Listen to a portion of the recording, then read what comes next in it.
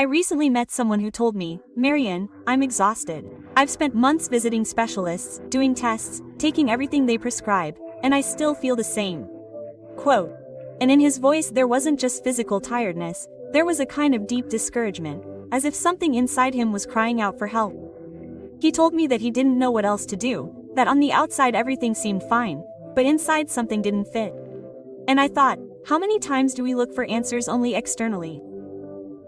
In the perfect diagnosis, in the right medication, in that pill that solves everything, when in reality there is a fundamental factor that we tend to ignore, the brain. Because what you think, what you feel, what you fear, and even the way you breathe can directly influence how your body behaves.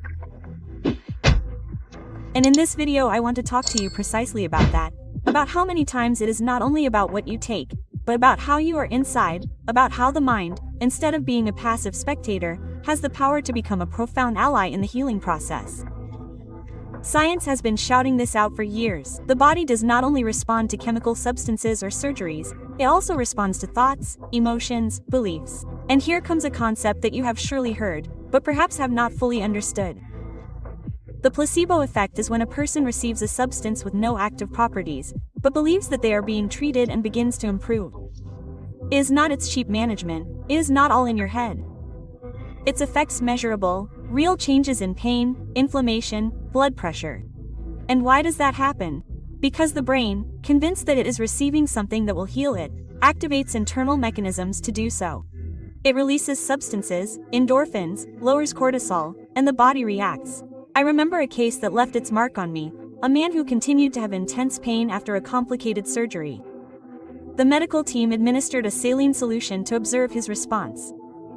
But they told him it was a powerful painkiller. The result, the pain decreased drastically, and it was not because of the liquid, it was because of what his brain interpreted. That completely changes the way we understand health, because many times it is not the body that is broken, it is the mind that is trapped. Have you ever had someone tell you, calm down, it's over now? And suddenly you notice how your body begins to relax, even though nothing has really changed on the outside. That's not a coincidence. It's the power of the brain regulating the nervous system. And the most fascinating thing is that we're not talking about miracles or vague spiritual theories. We're talking about neurobiology, about how emotions and thoughts can directly influence processes such as inflammation, the immune system, or even cell regeneration. What we think modifies what we feel, and what we feel transforms what our body does or doesn't do. I remember a patient who told me, Marian, I've tried everything. Medications, tests, treatments, but I'm still sick. It can't be normal to live like this. Quote, as we spoke to her in more depth, we discovered that she lived in a state of permanent alert. She didn't sleep well, she ate anxiously, she worried about everything. Her body simply didn't have room to heal. It was in survival mode, and perhaps you felt it too. That discomfort that wouldn't go away, that pain that has no name, that fatigue that not even sleep can fix. And then you wonder, could it be that my body is failing, or could it be that I'm living from a place that prevents me from repairing myself? Here comes one of the keys to this video. Your body not only listens to what you do, it listens to what you think, it listens to what you repeat, it even listens to what you silently fear. And that gradually becomes a way of life. I'm not telling you to give up medicine, on the contrary, medicine is essential. But what I can tell you from experience and science is that when the mind is aligned with the healing process, everything changes, everything moves forward, everything falls into place. Your body doesn't need you to control it, it needs you to understand it, and that's the path we're going to take. In this video, we will explore not with magic formulas, but with profound truths that perhaps no one has told you before, because perhaps the first step is not to change what you do, but to change where you do it from. One of the most ignored and at the same time most powerful truths is that the body needs to feel safe in order to repair itself. It is not enough to eat well, sleep 8 hours, or strictly follow medical treatment. If the brain is in threat mode, if there is internal tension, fear, or constant anticipation of pain, then the body's natural repair system remains blocked. And this is not a metaphor, it is a perfectly defined biological mechanism. When the brain perceives real or imaginary danger, it activates an automatic response. The sympathetic nervous system is triggered, the heart rate increases, digestion slows down, defenses readjust, and cortisol, the stress hormone, is released.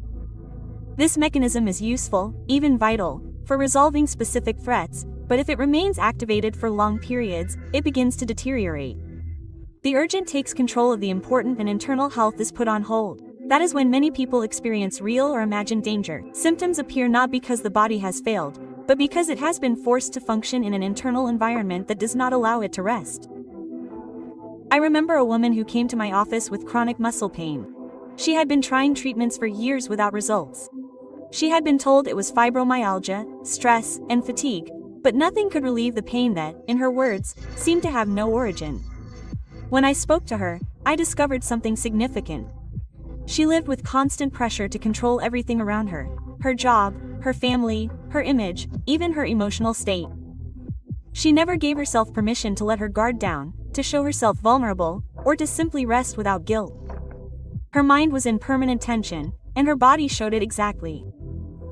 It was not weakness or exaggeration, it was a physiological response to sustained emotional demands. This brings us to a truth that is often uncomfortable. There are diseases that cannot be cured with medicine alone because their root is not only in the body. It is not about denying treatments, but about broadening our perspective and understanding that healing is not just about eliminating the symptom, but rather to discover the terrain where that symptom has grown.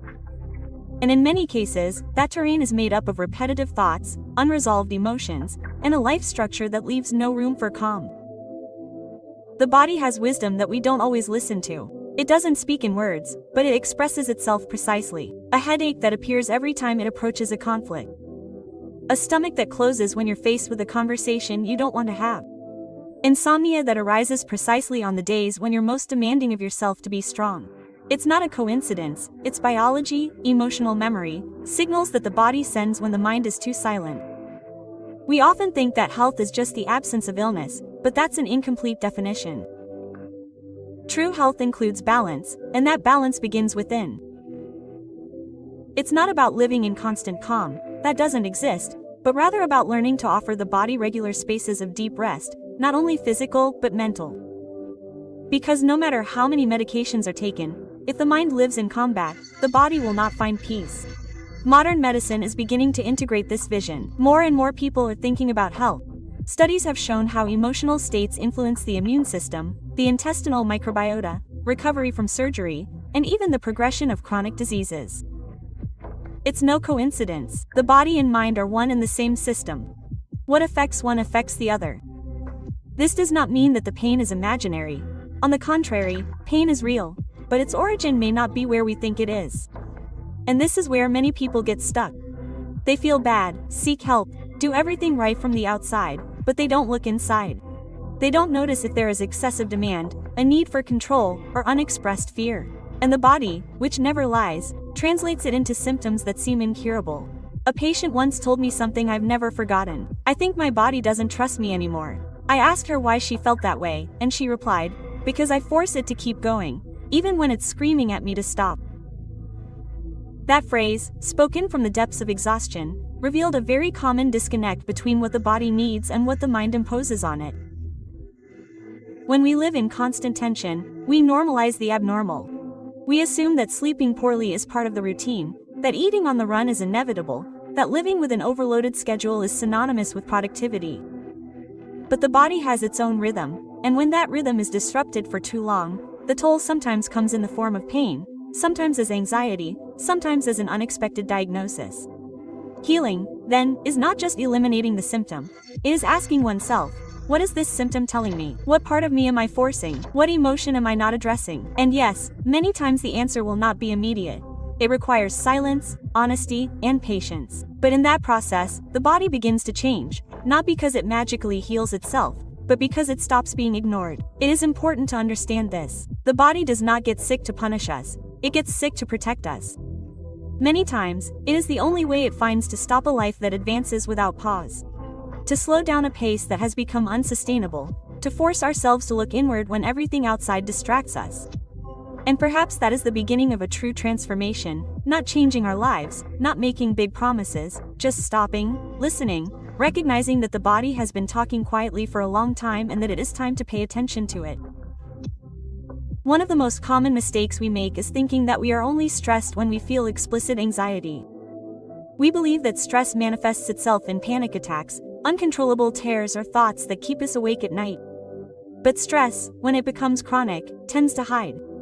It does not show itself dramatically, it camouflages itself in normality, it becomes a silent way of living. The most dangerous thing about this type of stress is not its intensity, but its permanence.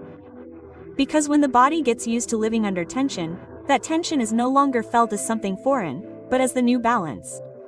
And that is what makes us sick. We do not realize that we are on alert because we have been like this for too long. The brain adapts, reconfigures its circuits, and begins to see as normal what is actually exhausting. I remember the case of a man who came to my consultation convinced that something serious was happening to his body. He woke up every day with pressure in his chest, difficulty breathing, and lumps in his throat, but he had no clear medical diagnosis. The tests showed no abnormalities, and yet he felt worse and worse. When we spoke to him, we discovered that he was living with such an intense, prolonged mental burden that he no longer knew how to live without worry. Even in moments of rest, his body remained on alert. He could not disconnect. Silence made him nervous and rest seemed like a threat to him. And this is more common than it seems. When the nervous system gets used to being constantly on, even moments of calm generate anxiety. The body interprets that something is wrong simply because nothing is happening. It is as if the mind develops an addiction to movement, noise, and anticipation. And this rhythm, maintained for years, silently deteriorates. The nervous system needs a balance between activation and recovery. It is like a string that can be tightened to respond, but must also be loosened so as not to cause any discomfort. Breakdown. The problem is that we have created a lifestyle that glorifies constant productivity, busyness as a synonym for success, speed as a value, and in that model there is no room for pause. The mind is filled with stimuli and the body, unable to process it all, accumulates tension as if it were a tank that no one empties. That's when those strange, seemingly disconnected symptoms appear. Insomnia that doesn't improve, a contracture that returns, a weakened immune system, discomfort that jumps from one part of the body to another without a clear pattern. What many don't know is that the body, in its attempt to sustain us, finds ways to warn us that something is wrong, and it does so as best it can, with pain, exhaustion, and signs. But of course, we are so focused on silencing those signals with more work, more distractions, more medications, that we rarely stop to ask, what is this telling me? What part of my life is generating this response? What emotion have I not wanted to look at? A woman told me in a consultation, I don't know why I always have pain in my stomach. As I take good care of myself, I don't have any digestive disease, but it's there every day. And as we explored her story, we understood something profound. Her pain was not physical in origin, but emotional. She lived in a silent tension, always trying not to bother, not to anger, not to disappoint. She swallowed words, emotions, conflicts. Her body did what she did not dare to do, express what hurt. And this pattern repeats itself over and over again. People who live with their bodies contracted, without realizing it, who clench their jaw while they sleep, who breathe shallowly during the day, who accumulate tension in their shoulders, back, and chest. It is not that the body is failing, it is that it has been holding on to what has not been expressed for too long. That is why, at this point, it is essential to understand that the body does not need to be forced to heal, it needs to be released. And that release does not start from the outside, it starts from the inside. With the courageous decision to stop, to look, to ask honestly what I am constantly defending myself from, what I am so afraid of that my body has had to take control. The mind can convince itself of many things, it can rationalize, justify, deny, but the body doesn't lie. If something hurts, if something isn't regulated, if something repeats itself without a clear medical reason, you're probably looking at the symptom and not the root.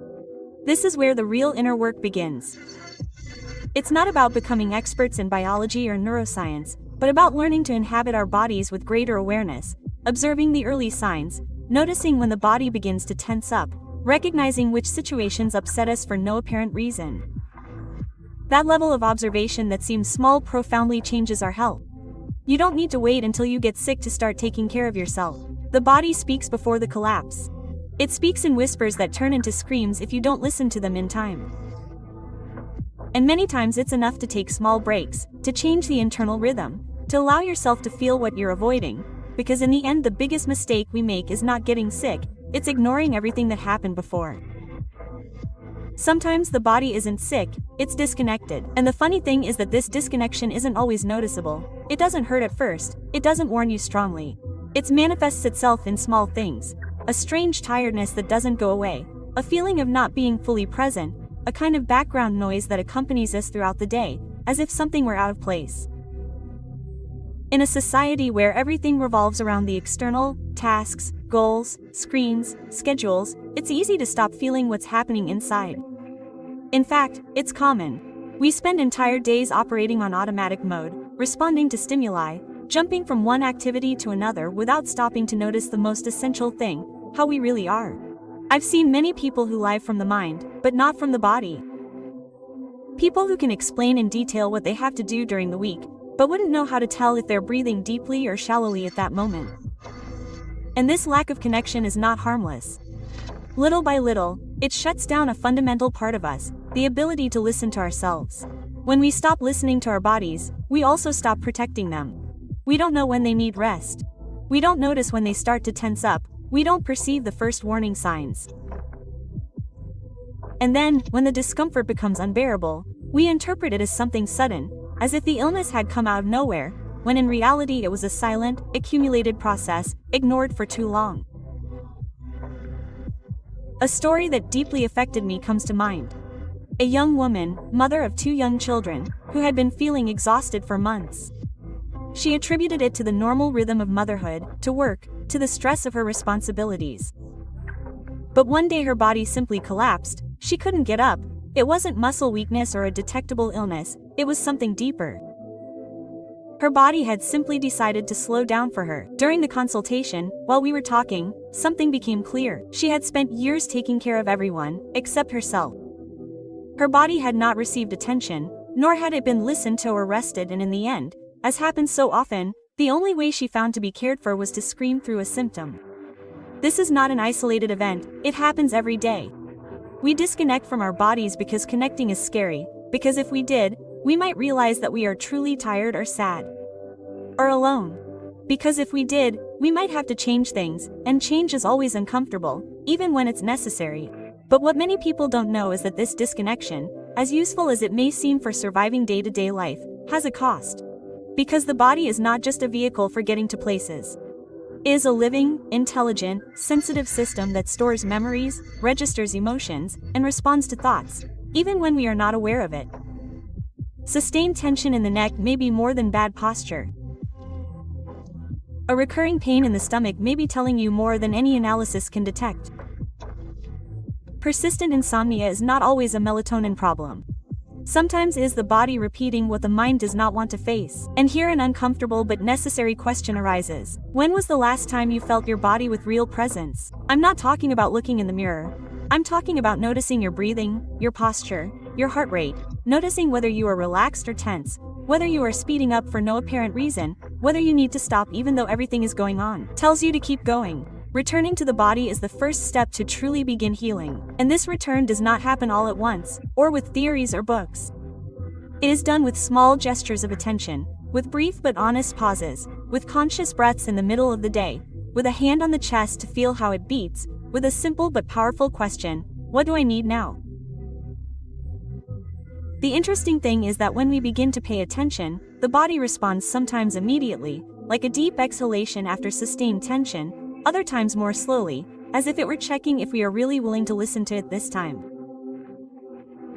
But it responds because it does not want to fight, it wants to collaborate, and that is where a silent but profound transformation begins. Digestion improves, sleep becomes more restful, pain, although it does not disappear completely, is softened. And not because we have found a miracle solution, but because we stop acting as if the body were a problem to be solved and we begin to treat it as an ally that needs to be understood. There is a big difference between ignoring a symptom and living with it consciously. The first creates suffering, the second learning, because we will not always be able to eliminate all the discomforts of the body, but we can change the way we relate to them. And that, although it may seem subtle, marks the difference between living in struggle and living in listening. Returning to the body is actually returning to oneself, to the most basic, to the most forgotten, not as one more task on the agenda, but as a way of being present, of reminding ourselves that we are not only what we do, what we think or what we achieve, but also what we feel, what we inhabit, what we sustain each day without putting it into words. And perhaps there's something that many people desperately seek outside will begin to appear. Peace, not as the absence of problems, but as the presence of oneself. A way of being that does not depend on what happens outside, but on what we cultivate inside. And all that begins simply by feeling again. There is something that the body perceives with the same intensity as what happens in real time, what the mind imagines could happen. And although it sounds exaggerated, it is not. The brain does not fully distinguish between a real threat and an anticipated threat. For it, what you think intensely enough becomes a legitimate signal. And when that signal is repeated over and over again, the body takes it as true. This phenomenon is much more common than we think. Many people do not live so much in the present as in the immediate future. What can go wrong, what they have to control, what could happen if they let their guard down, and that generates constant tension, a hyperactivation of the nervous system that does not stop, even though everything seems calm. I have seen it many times, people who wake up with their bodies already tense as if they had spent the night running a marathon. And it is not that their day has started badly, it is that their mind has spent hours mentally rehearsing all the negative possibilities of the day that has just begun. What if I forget something important? What if the meeting does not go well? What if the conflict repeats itself? What if I do not get to everything? The mind projects scenarios. The body responds with alertness. A woman I treated told me that she woke up every morning with jaw pain. After many medical tests, everything seemed normal. Until one day during a consultation, she confessed to me that at night she would catch herself clenching her teeth as if she were preparing for something. When exploring her history, we discovered that she was afraid of losing control. Afraid that something bad would happen without her being able to prevent it. That fear did not rest even when she slept. Her brain had learned to live on permanent alert and her body, faithful to that programming, followed it. This type of anticipatory stress is silent but powerful. It does not manifest itself in major crises, but it slowly wears you down. It steals your energy without you realizing it. It turns off your ability to enjoy the present. It returns to insufficient rest, heavy digestion, shallow breathing and, most importantly, it prevents the body from activating its natural recovery mechanisms because it cannot heal from the threat. Many of the problems that are considered chronic today have an emotional component linked to this type of constant activation. We are not talking about guilt, but about responsibility. It is not that you choose to get sick, it is that no one taught you that constantly thinking about the future as if it were a real danger has physical consequences. Real, because the body experiences what the mind repeats. And this has profound implications. It means that in order to begin healing, it is not enough to make medical decisions. We also have to look at the content of our daily thoughts, what kind of stories we tell ourselves, what tone our inner voice has, how many times a day our brain interprets that it is in the middle of a threat, when in reality it is only imagining something that has not yet happened and that may never happen. There is a phenomenon known as anticipatory noise. It is that mental murmur that accompanies those who cannot stop thinking about what could go wrong. It is not a clear thought, but a feeling of diffuse tension, as if something were always about to overflow. And the dangerous thing is that this state becomes normalized. We learn to live in it as if it were part of our personality. I have always been anxious. I am one of those who can't stop thinking. That's just how I am. But no one does it that way. It is a learned pattern, and like all patterns it can be unlearned. Neuroscience has shown that the brain is plastic, that the mental circuits that today keep you on alert can be reconfigured with the time, with practice, with new emotional experiences. But for that, the first step is to realize that you live trapped in a constant projection towards the future. And that awareness, although subtle, can be profoundly liberating. Think for a moment, how much energy have you spent this week on problems that have not yet happened? How much of your tiredness has to do not with what you did, but with what you thought could happen? And how many times have you stopped enjoying what is good for fear that it will break tomorrow? It is not about living without planning or ignoring responsibilities. It is about learning to live in the present moment, because only in the present can the body relax. Only here and now does the nervous system interpret that it is safe. Only from this place can the body activate digestion, deep sleep, cellular repair, hormonal balance. Sometimes future thoughts are more aggressive than any real circumstance. They hurt us more because of the frequency with which we repeat them than because of their content, Because when the mind is not regulated, it becomes a machine for anticipating danger. And that is the only way to live. Machine, however rational it may seem, has real biochemical effects. Returning to the present is not just a nice phrase, it is a physiological necessity. It is the basis of authentic rest. It is the only gateway to real healing, and getting started does not require major changes. Sometimes all it takes is learning to identify when your body is activated for no apparent reason, pausing for a few seconds before reacting, taking 3 deep breaths before answering that message that is speeding you up, looking around and realizing that at this very moment you are fine. Remember this, the body needs signals of security, not promises that everything will be okay, but real proof that right now it is safe. And these signals begin with how you think, how you talk to yourself, how you interpret what you experience, because in the end it is not the future that makes us sick, it is the way in which we anticipate it. There is a moment of the day when the body, in theory, should surrender to rest, when night falls, when the lights go out, when the outside world finally seems to stop. But for many people, that is precisely when the battle begins, a battle. Silent, invisible, where there are no screams, but there are thoughts, where there is no external noise, but a mind that does not know how to stop. Sleeping, which should be the most natural act of the body, becomes a challenge, and not for lack of tiredness. The body is exhausted, the eyelids are heavy, but the mind is active as if the day had just begun.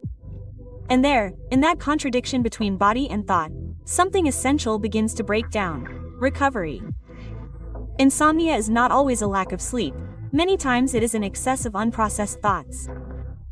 It is the reflection of a mind that has not had space to digest what has been experienced, that has spent the day running from one task to another, postponing all emotional issues until there is no choice but to face them in the darkness, because it is in the silence of the night that what the noise of the day managed to hide emerges.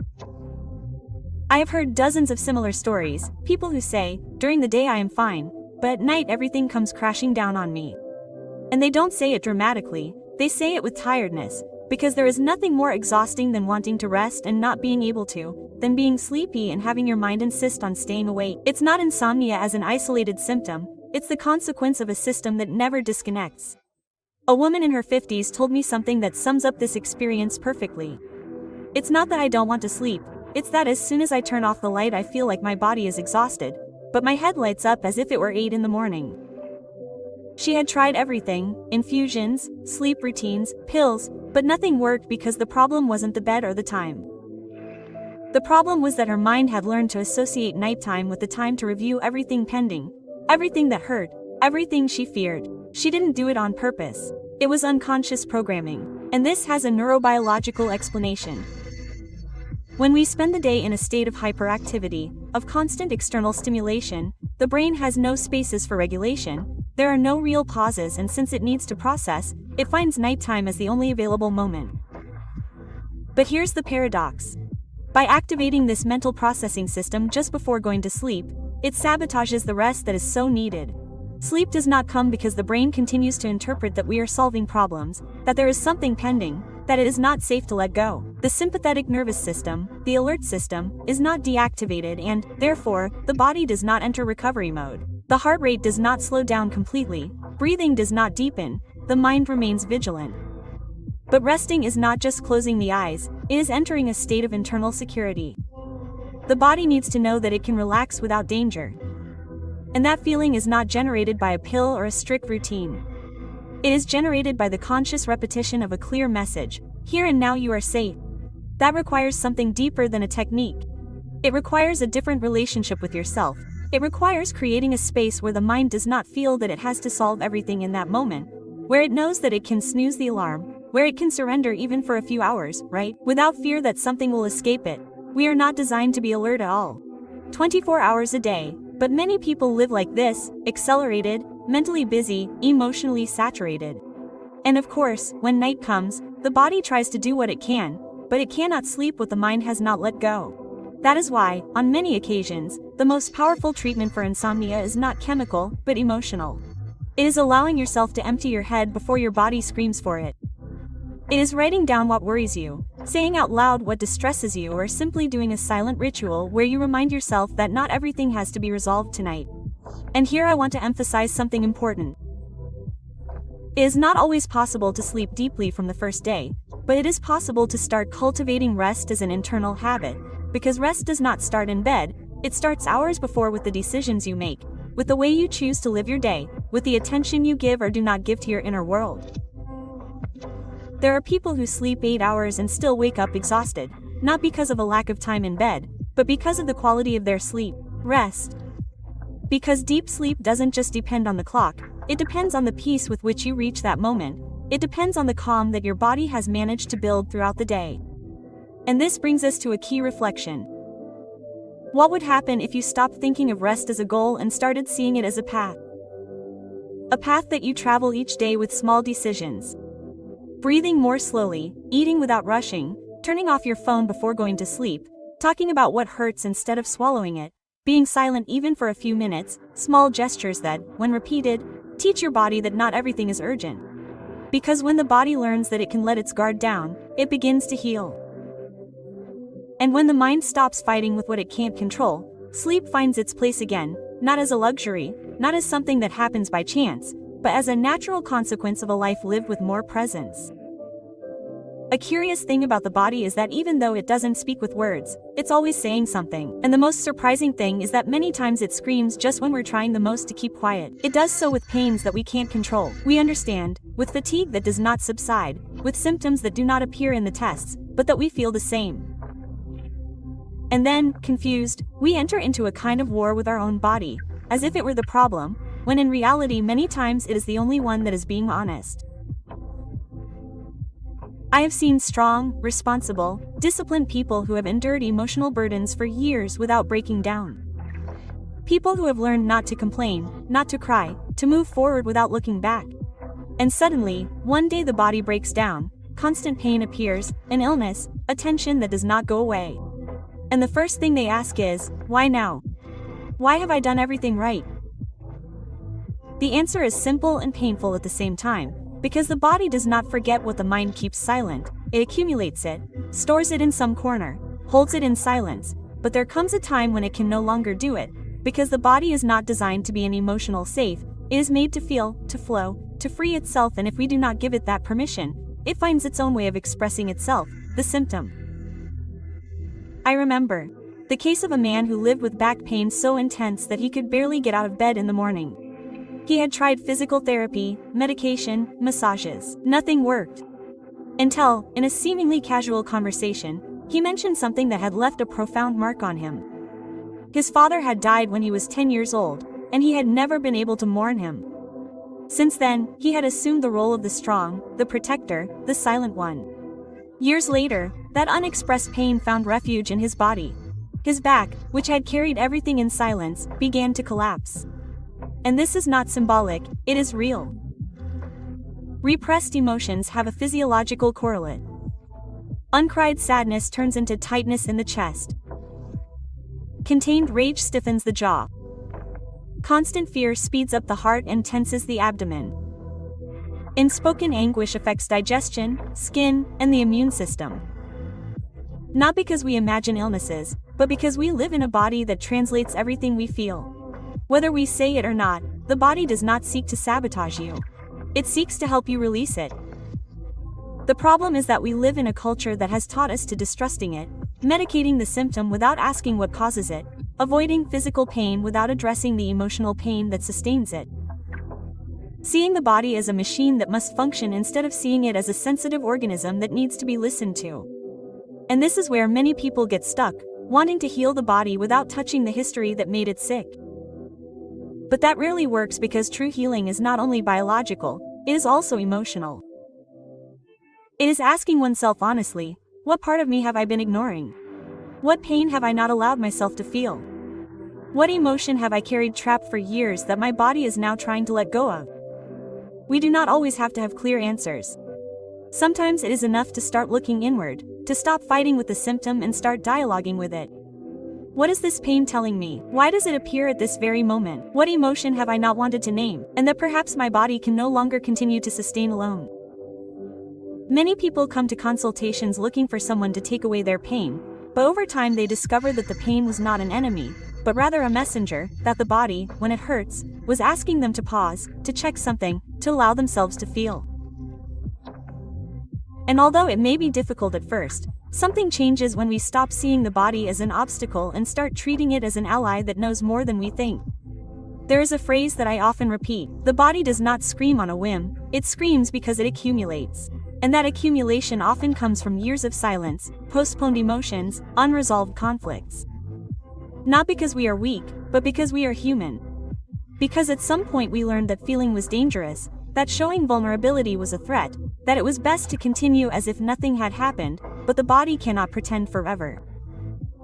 Healing then is not going back to how we were before, it is moving towards a more conscious, more connected, more real version of ourselves.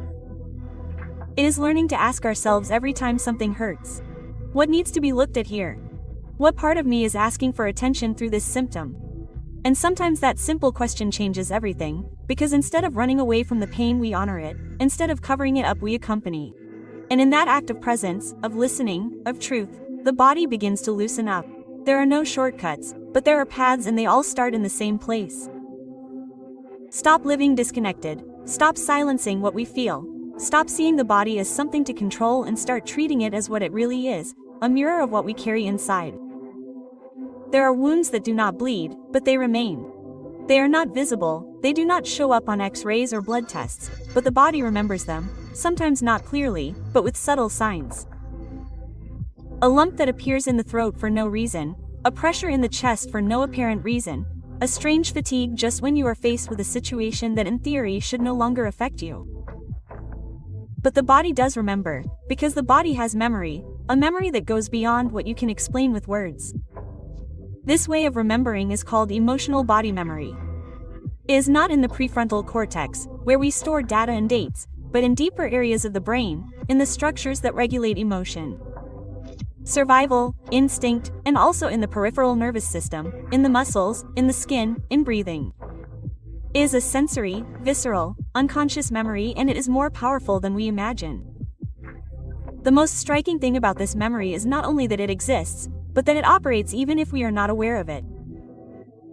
We may think that we have overcome something because we no longer remember it with pain, but the body can continue to react as if that were happening now. A poorly resolved argument in childhood, a rejection that affected our self-esteem, a dangerous situation that we could not process. If all of this is not integrated, it is stored, it becomes a somatic imprint, and over time it appears in ways that we do not always understand. I remember the case of a woman who suffered from constant migraines. She had tried all kinds of medical treatments, but no intervention managed to completely eliminate the problem. In one of our sessions we talked about her personal history, and little by little an experience that she had never linked to her health emerged. A childhood marked by violent arguments between her parents. Every time as an adult she experienced a conflict with someone close, regardless of whether it was serious or not, her body reacted with a migraine. It was no coincidence, it was a conditioned response. She didn't do it on purpose, nor did she even decide to do it. Her nervous system had associated emotional conflict with threat, and every time something remotely similar happened, the body relived that original tension, not as a choice, but as a protection, as a way of saying, "We've already experienced this, it was dangerous, we must be on alert." And this is not an isolated case, it happens constantly. People who feel anguish every time someone raises their voice, even if they are no longer in violent environments.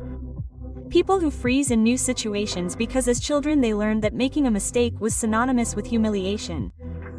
People who reject physical contact because their body still associates affection with harm. All of this is part of body memory. The good news is that this memory, although powerful, can also be re-educated.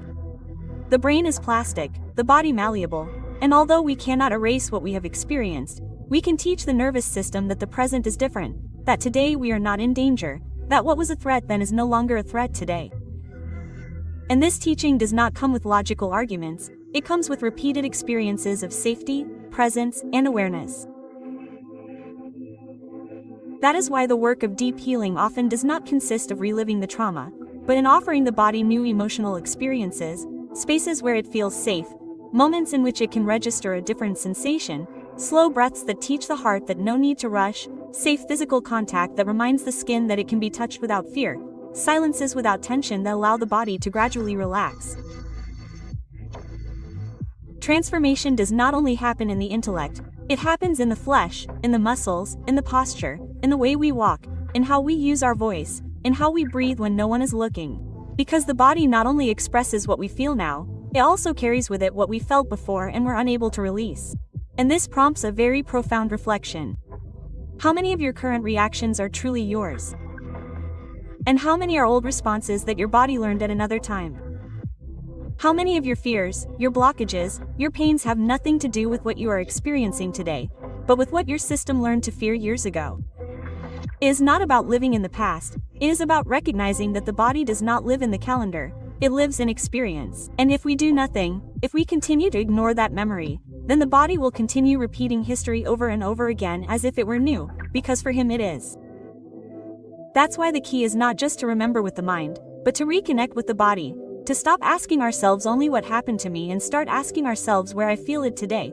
Where does that which I couldn't process live? Where did I store it? How can I start to release it, right? Because yes, the body stores, but it also releases. And when it does, it doesn't do so with drama. It does so with relief, sometimes in the form of an unexpected cry, sometimes as a deep breath that comes without looking for it, sometimes with a restful sleep after weeks of insomnia, and sometimes simply with the feeling that something inside has finally settled. Healing is not forgetting, healing is integrating. It is giving the body the opportunity to rewrite the story that was trapped in its tissues. It is stopping running away from the symptom and starting to walk towards it with the certainty that it is not coming to punish you, but to free you. And when that happens, when you finally stop fighting with your body and sit down to listen to it as one would listen to an old friend, you discover something that changes everything, that what hurts the most is not what you experienced, but the time you've been carrying it around without support. There's a truth that we find hard to accept. Health isn't always restored by doing more. Sometimes true change begins when we finally stop, not to give up, but to create space, internal space, because only when the body perceives that space, that margin, that respite, can the repair system that's been shut down for a long time be activated. For years, we've been taught that well-being is a to-do list. Eating well, exercising, getting 8 hours of sleep, keeping a positive mind. And yes, all that helps, but there's one detail that we tend to forget. The body doesn't heal from demands, it heals from security. And security isn't built through absolute control or hyperproductivity. It's built from within with small, invisible, but profoundly powerful decisions. There are people who do everything right and still don't feel good. They have an impeccable diet, follow healthy routines, practice meditation, but they live in a rush. There's no real pause, no internal respite. The mind remains in vigilance mode, and until that changes, the body cannot let up. The nervous system needs proof, not promises. It is not enough to say, "I am fine." We have to live as if we were. We have to inhabit moments of true presence. And for that, we don't need to change our lives, or go to the mountains, or disconnect from the world. We need something much simpler, but more difficult. Learning to be where we are, with what there is and not with what's missing. Most of us live with divided attention, part of the day thinking about what has already happened, part anticipating what is to come. What we rarely do is inhabit the present moment with integrity. Breathing knowing that we are breathing, walking knowing that we are walking, eating knowing that we are eating. And that level of attention that seems minimal is profoundly therapeutic. I have worked with people who, after years of tension, have discovered that their greatest relief came not from a diagnosis or an external solution, but from a simple gesture, allowing themselves to be. One man told me that his health began to change the day he gave himself permission to look at the sky for 5 minutes without doing anything. 5 minutes. Nothing more. That small, repeated gesture sent his body a message that it hadn't received in years. We are no longer running. You can rest. And it is that we have lost the habit of taking a guilt-free break. When we rest, we feel like we are wasting time, that we should be doing something useful, that there are pending tasks, people waiting, responsibilities to fulfill, and all of that may be true, but it is also true that an exhausted body does not perform, an saturated mind does not think clearly, and an overworked heart shuts down. Taking a break is not a loss, it is an investment. It is giving the nervous system the chance to recalibrate itself, to stop defending itself, to trust again, because when the body feels safe, it regulates itself. That is the great biological intelligence that we forget. We do not have to force it to heal, we have to create the conditions so that it can do so. And those conditions are not complicated. In fact, they are usually simple, almost obvious, but they are so far removed from our lifestyle that they seem impossible. Walking without headphones, for example, not to get anywhere, but to feel the body in movement, eating without screens, taking 3 deep breaths before starting a meeting, turning off the phone an hour before going to sleep, saying no when the body is telling us to. Enough. These are minimal gestures that, when repeated, change internal circuits, teaching the nervous system that not everything is urgent, that what is important is not always the immediate. Many people ask me, where do I start? What can I do to feel better if I don't have time? And my answer, although not always popular, is honest. You don't need more time, you need more presence. You can start right now, without moving from where you are, closing your eyes for a moment, letting go of your shoulders, noticing your breathing, giving your body back the attention it has been waiting for so long. It's not magic, it's neurobiology, it's giving the body back its natural terrain, because calm is not the absence of problems, it's the absence of internal war.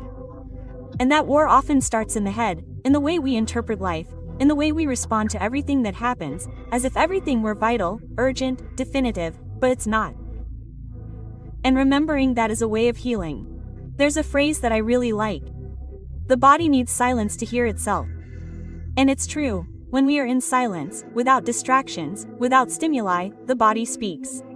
Sometimes with pain, other times with sighs, other times with a feeling of warmth or relief that we didn't know we needed, but it speaks, and when we listen to it, everything changes, because what the body needs most is not to be fixed, it is to be understood, for someone, at least once a day, to tell it, I see you, I hear you, I am here. And that person can only be you. It is no one else's responsibility. True rest begins when we take responsibility for how we live inside, not just for what we do, but for how we do it, not just for what we feel, but for how we relate to what we feel. Deep down, it is not about stopping the world to heal. It is about stepping down from the demands for a moment, looking inward and starting to inhabit life from another place. From one where the body does not have to scream to be heard, where tiredness does not have to accumulate for you to take it seriously, where well-being is not a goal, but a way of being. And yes, all of that starts with something as simple as making space for the body, not to demand more of it, but to give it back what it has lost, the right to calm, to pause, to care.